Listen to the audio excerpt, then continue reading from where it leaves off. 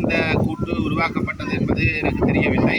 ஆனால் தமிழ் மக்களுடைய அரசியலை இந்த கூட்டு உந்து தள்ளுமாக இருந்தால் அது ஒரு பிரயோசனமான ஒரு விடயமாக கருத முடியும்.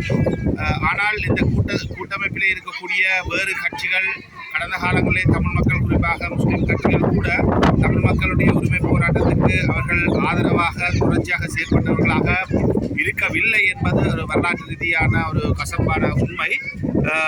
எதிர்வரும் காலங்களில் இந்த மலையக கட்சிகளும் முஸ்லிம் கட்சிகளும் தமிழ் பேசுகின்ற சிறுபான்மையினர் என்ற அடிப்படையிலே தமிழ் மக்களுடைய உரிமை கோரிக்கைகளை ஏற்று அங்கீகரித்து தமிழ் மக்களுடைய உரிமை போராட்டத்துக்கு வலுவான சக்திகளாக இருப்பார்களாக இருந்தால், நேர்மையாக இருப்பார்களாக இருந்தால் அது ஒரு வரவேற்கத்தக்க அல்லது முற்போக்கான ஒரு விடயமாக இருக்கும். ஆனால் இவர்களுடைய நோக்கம், இவர்கள் கடந்த காலத்தில் ஏற்பட்ட தேர்தல் பின்னடைவுகளுக்காக இந்த கூட்டு உருவாக்கப்பட்டமாக இருந்தால், அல்லது தேர்தலை கணக்கீட்டு நோக்கத்திலே மாத்திரம் இந்த கூட்டு அமைக்கப்படுமாக இருந்தால் இது ஒரு தேவையில்லாத கூட்டாகத்தான் எதிர்காலங்களிலே அமையும்.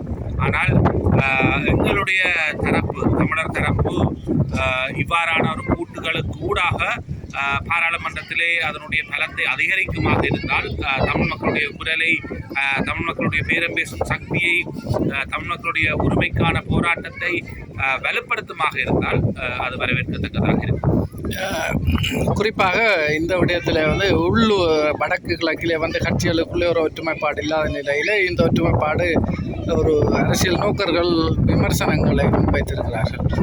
இல்லை, நான் இந்த கூட்டு அவசியமற்ற கூட்டு என்று நான் திட்டவட்டமாக சொல்ல மாட்டேன். என்னை பொறுத்தமட்டிலே இவ்வாறான ஒரு கூட்டு தமிழ் சிறுபான்மையினர் நாங்கள் ஒன்றுபட்டு செயல்பட வேண்டும் என்பது கட்டாய தேவை என்பதுதான் என்னுடைய கருத்தாக இருக்கிறது. இதை நாங்கள் விமர்சித்து அரசியல் நோக்கத்துக்காக இந்த கூட்டு தேவையில்லை என்று நான் விமர்சிக்க நான் தயாராக இல்லை.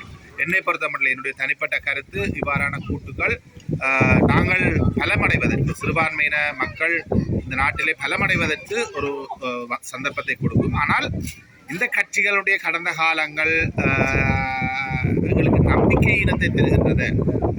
மலைய கட்சிகளாக இருக்கலாம், முஸ்லீம் கட்சிகளாக இருக்கலாம், அவர்கள் எப்பொழுதுமே ஆளும் வர்க்கத்தோடு தங்களை அடையாளப்படுத்தி கொண்டு அமைச்சு பதவிகளுக்காக தங்களை நளினப்படுத்தி கொண்டு அல்லது அவர்களுடைய நோக்கங்களுக்காக செயற்பட்ட கட்சிகள் தமிழ் மக்களை பொறுத்த மட்டிலே நீண்ட காலமாக தியாகங்கள் நிறைந்த போராட்டங்களின் ஊடாக தமிழ் மக்களுடைய அரசியல் என்பது வடிவமைக்கப்பட்டிருக்கிறது, முன்னகர்த்தப்பட்டிருக்கிறது.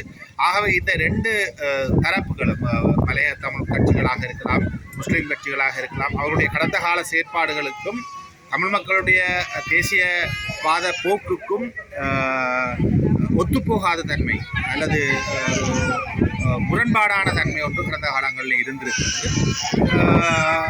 ஆனால் பொறுத்திருந்து பார்ப்போம். இப்பொழுது அதான் நான் சொன்னேன், தேசிய மக்கள் சக்தியினுடைய எழுச்சியை தென்னிலங்கையிலே தாக்குப்பிடிக்க முடியாத காரணத்துக்காக இவ்வாறான ஒரு கூட்டு உருவாக்கப்பட்டிருக்கிறதா என்றால் அது ஒரு தேவையில்லாத கூட்டாகத்தான் இருக்கும். இதுவே தமிழ் பேசும் மக்களுடைய தமிழ் மக்களுடைய சிறுபான்மை எண்ணிக்கையிலே வாழ்கின்ற மக்களுடைய அரசியல் பலத்தை கூட்டுவதற்கான ஒரு அடிப்படை மனச்சாட்சியுடன் கூடிய இதய சுத்தியுடன் கூடிய கூட்டமைப்பாக இருந்தால் பிரயோசனமான ஒன்றாக இருக்கும். ஆனால் இத்தகைய பேச்சுவார்த்தைகள் எதற்காக தொடங்கப்பட்டன என்பது எங்களுக்கு தெரியாது. எங்களோடு இது தொடர்பாக இத்தகைய பேச்சுவார்த்தைகள் நடைபெறுகிறது. இந்த வடக்கு மாகாண ஆளுநருடைய செயற்பாடுகள் தொடர்பாக விமர்சனங்கள் வைக்கப்பட்டது. குறிப்பாக உள்ளூராட்சி மன்ற தவிசாளர், உப தவிசாளர்கள் நீக்கப்பட்டிருக்கிறார்கள். அது இங்கே சட்டத்தரணி என்ற வகையிலும் அரசியல்வாதி என்ற வகையில் நீங்கள் எப்படி பார்க்குறீங்க? வடக்கு மாகாண ஆளுநர் சற்று எதிர்ச்சாதிகாரமாக செயல்படுவது போன்றுதான் நான் இதை பார்க்கின்றேன்.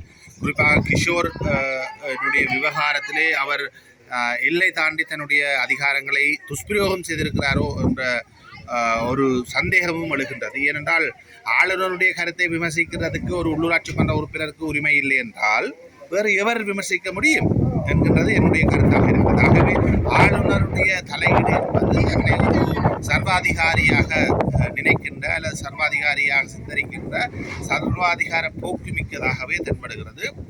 இதற்கான கடிவாளங்கள் இடப்பட வேண்டும். ஆனால் என்னுடைய சிந்தனையிலே நான் ஒரு விடயத்திலே தெளிவாக இருக்கிறேன். ஆளுநருடைய அதிகாரம் என்பது உள்ளூராட்சி மன்றங்களுடைய முகாமைத்துவம் அல்லது ஆங்கிலத்தில் மிஸ்மேனேஜ்மெண்ட் என்று சொல்வார்கள், பிறல் முகாமைத்துவத்தை கட்டுப்படுத்துவதற்கு ஆளுநருக்கு அதிகாரம் இருக்கிறது. அது அந்த வகையில் மாத்திரம் பிரயோகிக்கப்பட வேண்டுமே தவிர உள்ளூராட்சி மன்றங்களுடைய சுயாதீனத்தில் அல்லது உள்ளூராட்சி மன்ற உறுப்பினர்களுடைய கருத்து சுதந்திரத்தில் தலையீடு செய்கின்ற அளவுக்கு அதுக்கு ஆளுநருக்கு அதிகாரம் இல்லை என்பது என்னுடைய கருத்தாக இருக்கிறது.